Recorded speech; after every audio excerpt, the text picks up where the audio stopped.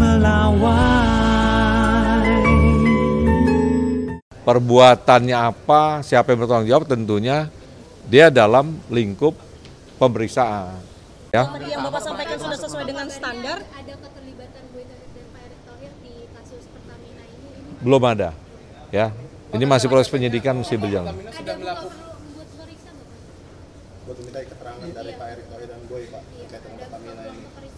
Ya, ini kan semua proses hukum kan sudah ada relnya.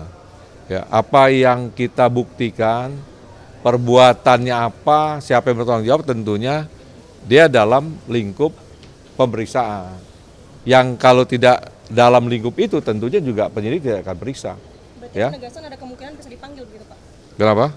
Kembali kepada penyidik, nanti disampaikan oleh penyidik. Apa keperluannya?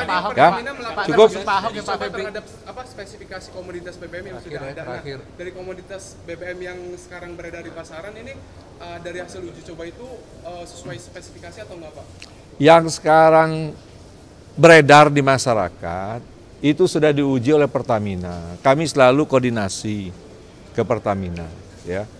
Oleh karena itu yang saya himbau tadi, masyarakat jangan khawatir sekarang, ya, terhadap produk yang dijual untuk saat ini. Silahkan, ya, silahkan untuk tetap membeli produk-produk Pertamina. Itu saja ya. Jenis BBM itu Pertamax, Pertalite itu sudah sesuai spesifikasinya ya Pak? Sudah sesuai spesifikasi sekarang yang ada, itu dipastikan, ya. Dan terus Pemanggilan Pak Ahok kapan Pak? kalau proses pemeriksaan di kita itu diawali dari ekspor dan impor minyak mentah. Dan rentetannya tadi menyangkut blending yang disebut di Kalekrama itu oplos. Ya, itu rentetan perkara yang pada pokoknya yang kita sidik sekarang ini adalah ekspor dan impor BBM. Oke? Cukup ya? Pembukaan ron-ron itu Pak?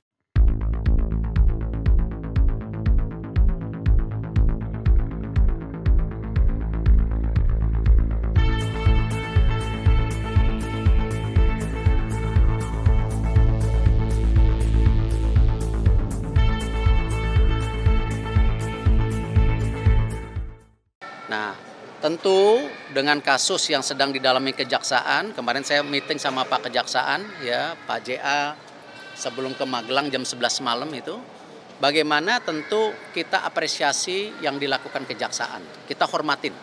Seperti dulu kita sama-sama kejaksaan, kasus Asabri, Jiwasraya, Garuda, kita berpartisipasi.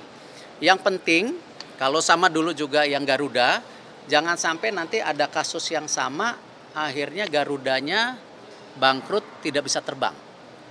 Nah, kalau teman-teman ingat dulu, kalau sampai restrukturisasi itu gagal, ya jangan bicara tiket turun hari ini, jumlah pesawatnya tidak ada. Nah, waktu itu penyelamatan Garuda juga memastikan Garuda tetap terbang lebih baik.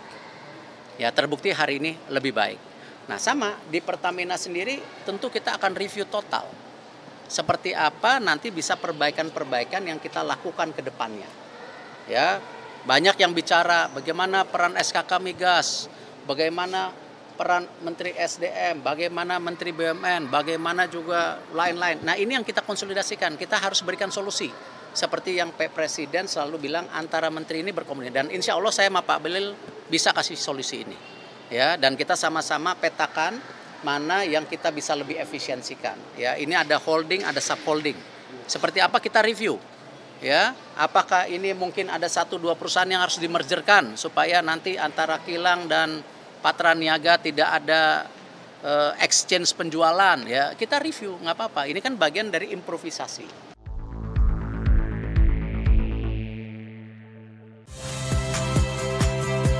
Saya Priska Clarissa. Saksikan program-program Kompas TV melalui siaran digital, pay TV, dan media streaming lainnya. Kompas TV, independen, terpercaya.